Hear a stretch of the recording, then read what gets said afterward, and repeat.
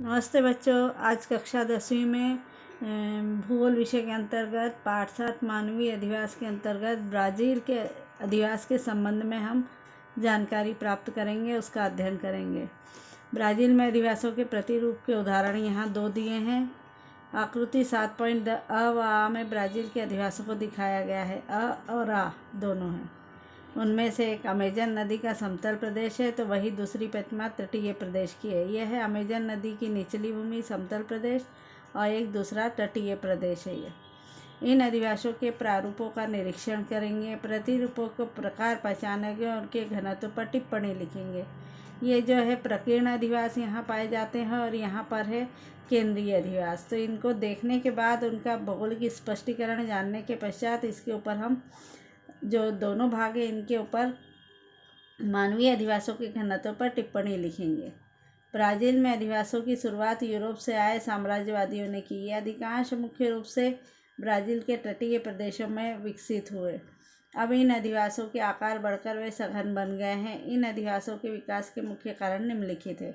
यूरोपीय जो थे वही उन्हीं लोगों ने दुनिया के अधिकतर देशों की खोज की थी। अमेरिका की खोज अमेरिको वेस्पुसी ने की थी। उसी प्रकार से ब्राज़ील में जो है पुर्तगाल से आए हुए पुर्तगालियों ने वहाँ अपना शासन किया था। तो इन्हीं साम्राज्यवादियों ने वहाँ अपने अधिवास स्थापित किए थे और ये तटीय प्रदेशों में ही विकसित हुए, क्योंकि वहीं से वे व्यापार करते थे। बाद में ये सघन बन गए। तो इसके सघन बनने के पीछे कौन कौन से कारण हैं, इसके बारे में अध्ययन करेंगे। तटीय प्रदेश की सम व आर्द्र जलवायु हम देखते हैं। ब्राज़ील का जो है अक्षांशीय विस्तार बहुत बड़ा है, जिसमें कि विषुवतीय प्रदेश भी आ जाता है। थोड़ा सा भूमध्य रेखा या कहा जाए विषुवत रेखा के पास का भाग, और नीचे समशीतोष्ण प्रदेश भी आता है। शीत प्रदेश में भी थोड़ा सा भाग गया हुआ है। यहाँ इसलिए अधिकार किनारे के भागों में, समुद्र तट से लगे हुए भागों में सम व आर्द्र जलवायु है। जल की प्रचुर आपूर्ति है, नदियाँ हैं, संसाधनों की उपलब्धता है, जिसमें खनिज संपत्ति भी है और बाकी की भी संपत्ति जिसको हम बोलते हैं अच्छी मृदा, वनस्पतियाँ, ये सब है। कृषि योग्य ज़मीन है। इन कारणों से इस प्रदेश में भूमि भले ही कम हो, परंतु अधिवास घने हैं। हाँ, इस तटीय भाग में भले ही रहने योग्य भूमि कम हो, फिर भी यहाँ अधिवास ज़्यादा घने हैं। उदाहरणार्थ साओ पाउलो जो कि ये दिखाया है।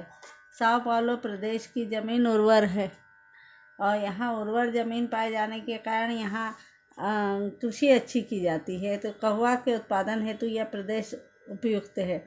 कॉफ़ी का सबसे बड़ा निर्यात करने वाला देश है दुनिया में ब्राज़ील।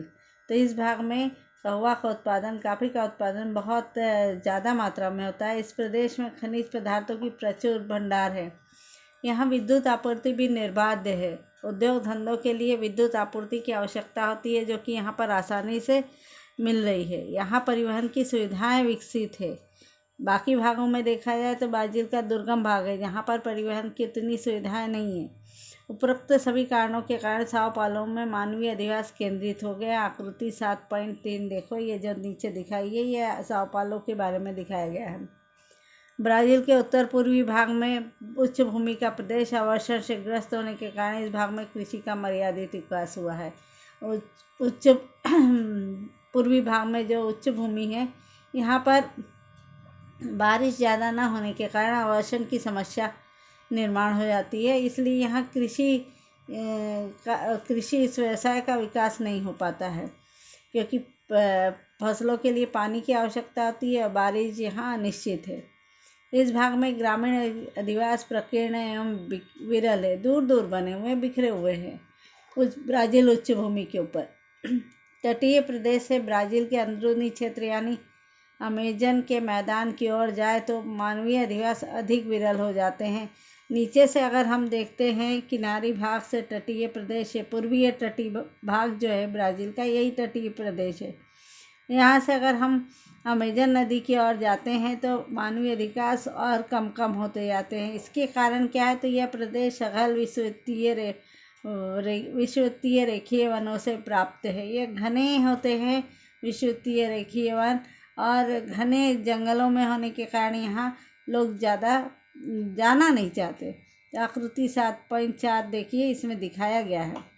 यहाँ की जलवायु सुस्त है और मानवीय अधिवास के अनुकूल नहीं है, क्योंकि ये भूमध्य रेखा यानी कि विषुवत रेखा के भाग का भाग है, जहाँ पर उष्ण प्रदेश में आता है, इसलिए यहाँ की जलवायु सुस्त है और वो मानवीय अधिवास के लिए उतनी अनुकूल नहीं है। संसाधनों के भंडारों का शोध लगाने और उपयोग करने में प्राकृतिक रूप से भी इस भाग में अनेक मर्यादाएं आती है, क्योंकि यहीं पर राष्ट्रीय अभयारण्य महत्वपूर्ण भाग जो है अमेजन के जंगलों का यहीं पर पाया जाता है। इस भाग में परिवहन की सुविधाएं भी सीमित रूप से विकसित है। इस भाग में परिवहन की ज़्यादा सुविधाएं उपलब्ध नहीं हो पाई है, इसलिए अमेजन की घाटी के प्रदेश में, अमेजन के मैदान में जंगल और रहने योग्य सुसह्य वातावरण नहीं होने के कारण यहाँ पर प्रकीर्ण और बिखरे हुए ऐसे विरल मानवीय अधिवास पाए जाते हैं। धन्यवाद।